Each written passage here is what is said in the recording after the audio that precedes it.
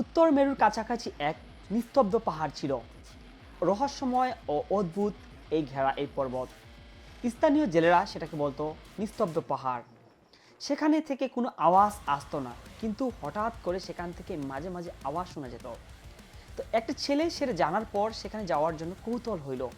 সে তার সাথে একটি ব্যাগের ভিতর টর্চ লাইট এবং সাধারণ কিছু খাবার নিয়ে নিল এবং সে যেতে শুরু করলো।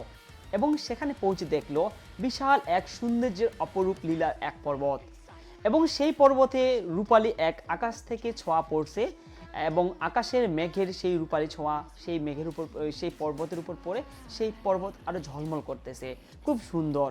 সে যেতে যেতে দেখতে পেল এক গুহা।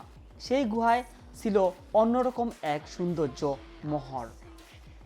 তো সেখান থেকে পাহাড়টি ছিল অবিশ্বাস্য সুন্দর। সূর্যের আলো পড়ে সেই বরফগুলির উপর। হঠাৎ করে সে দেখতে পেল বরফের উপর অদ্ভুত কিছু চিহ্ন। সেগুলো সে অনুসরণ করতে শুরু করলো এবং পাহাড়ের গায়ে মানুষের পায়ের মতো ছাপ, কিন্তু অনেক বড় বড় সেই ছাপ। মনে হচ্ছিল বিশাল এক প্রাণী হেঁটে চলেছে। কৌতূহল হলো, সে আঙ্গুলের ছাপ এবং পায়ের ছাপ সে অনুসরণ করতে শুরু করলো। যেতে লাগলো সেই গুহার ভেতরে এবং সেখানে গিয়ে সে হতবাক হয়ে গেল। চারপাশে বরফের অদ্ভুত দেওয়াল এবং প্রতীক খোদাই করা ছিল। সেগুলো দেখতে অনেকটা প্রাচীন ভাষার মতো ছিল। মাঝখানে ছিল বিশাল বড় স্ফটিক, যা নীল আলো ছড়াচ্ছিল। তখন সে সেই স্ফটিকটির কাছে যেতে শুরু করলো। হঠাৎ সে পুরো দেখতে পেল, সে পুরো গুহা কাঁপতে শুরু করলো। একটি গভীর কণ্ঠস্বর ভেসে শোনা গেল, কে তুমি? সেই যুবক ছেলেটি ভয়ে কেঁপতে কেঁপতে বলল, আমি আমি চারিদিকে তখন কাউকে দেখতে পেল না। সে জায়গায় সে সাহস করে বলল, আমি সাকিব, আমি এই জায়গার রহস্য জানতে এসেছি।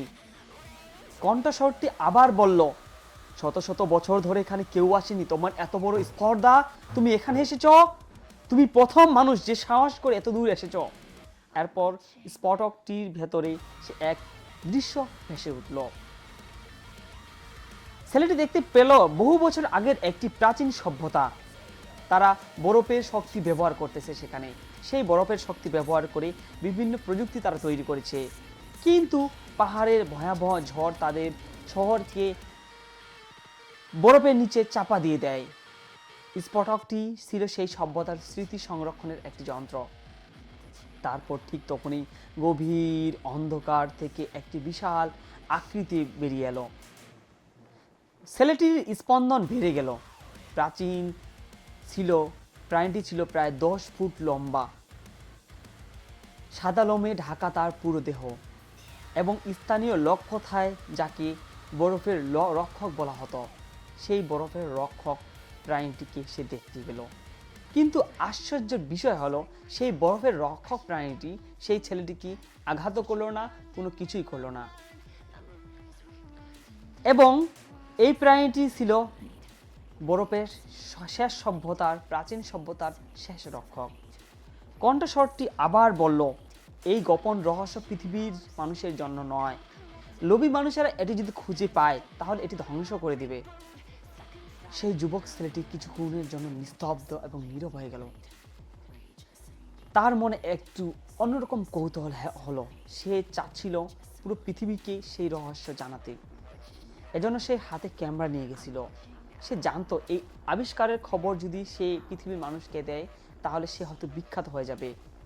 কিন্তু গুহা থেকে বেরিয়ে আসা সেই কয়েকটি অদ্ভুত ছবি তুলল এবং সেই ছবিগুলোকে সে সাথে সাথে ডিলিট করে দিল। পরদিন সকালে সে সভ্য জগতে ফিরে এলো। কিন্তু ঘটনা এখানে শেষ নয়। ফেরার সময় তার ব্যাগে একটি ছোট স্পটল পড়েছিল। সেটি সে কখনো নেয়নি, ভুলক্রমে সেখানে ঢুকে গেছিল ব্যাগের ভিতরে। রাতে ঘুমানোর সময় স্ফটিকটি হালকা আলো ছড়াতে শুরু করলো। তারপর ভেসে উঠল দেয়ালে একটি মানচিত্র। পৃথিবীর আরেকটি অজানা স্থান তার মানচিত্রে ফুটে উঠল। সেই যুবকটি বুঝতে পারলো বরফের পাহাড়ের রহস্য শেষ হয়নি, আরও এর রহস্য আছে। এটির জন্য সে আরও একটি বড় অভিযানে নামলো, সেটি দেখার জন্য।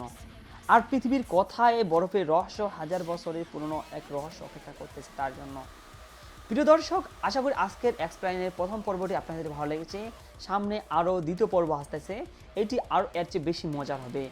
আশা করি আপনাদের এই ভিডিওগুলো অনেক ভালো লাগবে এবং আজকের এপিসোডটি আপনাদের ভালো লেগেছে।